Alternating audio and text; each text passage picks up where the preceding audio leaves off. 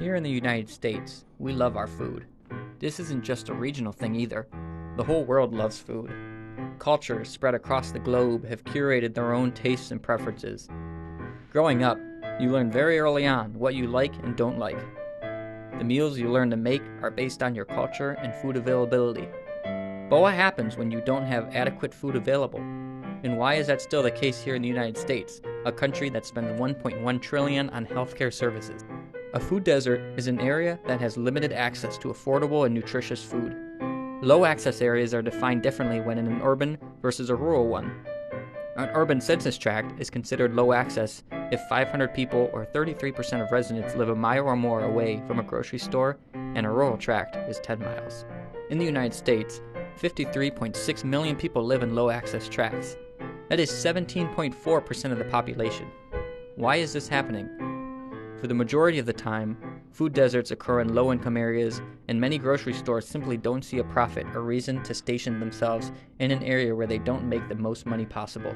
The grocery stores with the freshest produce and extensive supply of food are found in high-income areas. Low-income areas are left with grocery stores filled with snacks and frozen food items that are way too overpriced. These small stores rarely have any fresh produce and mask the needs of the community.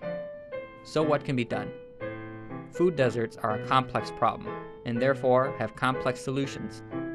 Proposed solutions say to simply build more grocery stores in low-income areas. This may help solve the problem of food access. However, it doesn't have the intended effect.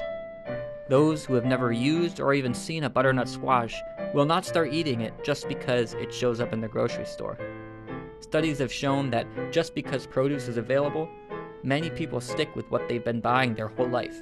Education is the best way to implement healthy eating habits, and this needs to be done at a young age. Kids who grow up working in gardens or farms are far more likely to eat fresh produce than kids who don't.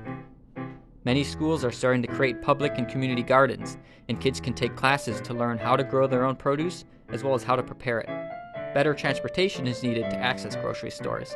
Supermarkets will choose not to open in low-income areas, and there is little that can be done about that. Providing transportation can be a band-aid to the problem and bridge that gap of food accessibility. Urban gardens are another great way to grant food access. Many neighborhoods throughout Detroit have set up community gardens on the many vacant lots available, and this has bolstered community engagement as well as education.